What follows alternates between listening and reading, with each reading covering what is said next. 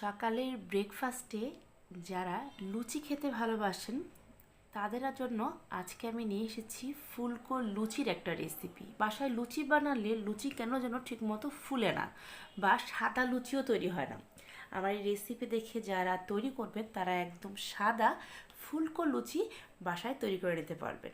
খুব সহজেই এই রেসিপিটা আমি আপনাদের সাথে শেয়ার করেছি, আশা করি সবার ভালো লাগবে।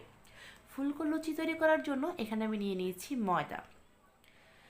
ময়দা নিয়ে নিচ্ছি 2 কাপ ময়দায় আমি এখানে পরিমাণ মতো লবণ দিয়ে দিলাম। লবণটা একটু পরিমাণ মতো দেবেন, লবণ কিন্তু বেশি হয়ে গেলে লুচি খেতে ভালো লাগবে না।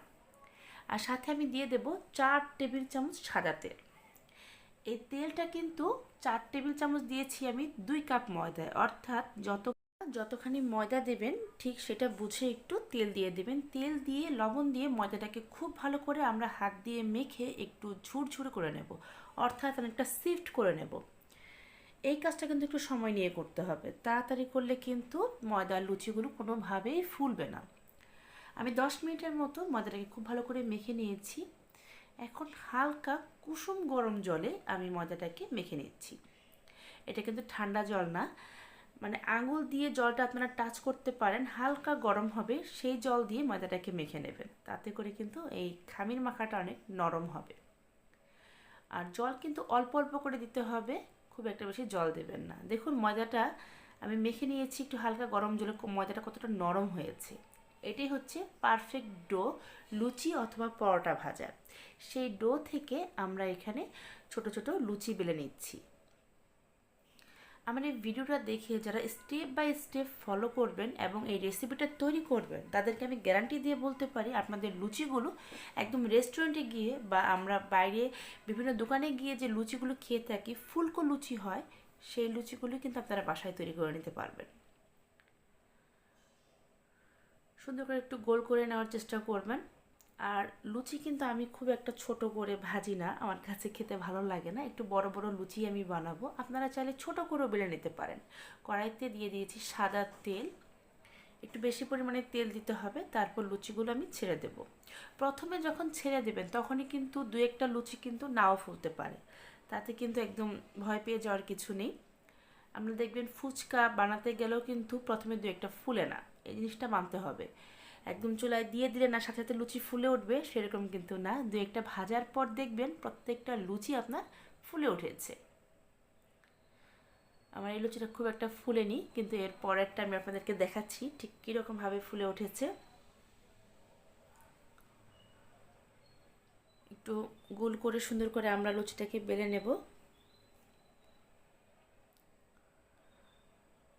প্রথমে সেটা চিতই পিঠাই বানান বা লুচি বানান বা ফুচকা যেটাই হোক, প্রথমে দেখবেন জিনিসটা ফুলতে চায় না, কিন্তু যখন 2-1টা বানানো হয়ে যায়, ডোটা যখন একটু রেস্টে রেখে তারপর আপনারা বানাবেন দেখবেন প্রত্যেকটা লুচি হোক, চিতই পিঠা হোক বা ফুচকা হোক, যেটাই আপনারা বানান না কেন খুব সুন্দর সেগুলো ফুলে ওঠে, যদি পারফেক্টভাবে আপনারা ডোটা তৈরি করতে পারেন। আমি প্রত্যেকটা লুচি এরকমভাবে সুন্দর করে বেলে নিয়েছি, আর আমি একটু বড় করেই বেলছি, দেখতেই পাচ্ছেন। এই লুচি দিয়ে সাধারণত ছোলার ডালের রেসিপিটা খেতে ভীষণ ভালো লাগে। আমার এই রেসিপিগুলো যদি আপনাদের ভালো লেগে থাকে তাহলে আমার চ্যানেলটা সাবস্ক্রাইব করে পাশে থাকা বেল আইকনটাই বাজিয়ে দেবেন। আমি যখনই আমার চ্যানেলে নতুন ধরনের রেসিপি আপলোড করব আপনি সবার আগে নোটিফিকেশন পেয়ে যাবেন। চামচ দিয়ে কিন্তু একটু এভাবে নাড়া দিয়ে দেবেন। দেখুন, দেখেছেন লুচিটা কত সুন্দর ফুলে উঠেছে। এরকম পরপর সবগুলো লুচি আমার এরকম ফুলে উঠেছিল। আপনারা এইভাবে বাড়িতে বানাবেন। হালকা একটু গরম জল দিয়ে ময়দার যে ডোটা আছে সেটা তৈরি করবেন। আর ময়দাটাকে অবশ্যই যখন আপনারা ময়ান দিবেন একটু লবণ আর একটু সাদা তেল বেশি করে দিয়ে তারপর ময়ানটা দেবেন, দেখবেন প্রত্যেকটা লুচি এরকম সুন্দরভাবে ফুলে উঠবে। আমার তো এই লুচির সাথে হয় নিরামিষ সবজি বা ছোলার ডাল দিয়ে খেতে ভীষণ ভালো লাগে, আবার ডিম ভাজা দিয়েও ভালো লাগে। যদি কেউ মিষ্টি পছন্দ করেন সেই মিষ্টি দিয়েও খেতে পারেন বা সুজির হালুয়া দিয়েও খেতে পারেন। আপনারা এইভাবে বাসায় খুব সহজে লুচি বানিয়ে নেবেন। দেখুন আমি প্লেটে সার্ভ করে নিয়েছি। আমার লুচির ভিডিওগুলো দেখে আপনারা নিশ্চয়ই বুঝতে পারছেন প্রত্যেকটা লুচি কতটা সুন্দর হয়েছে, খেতেও খুবই ভালো হয়েছে।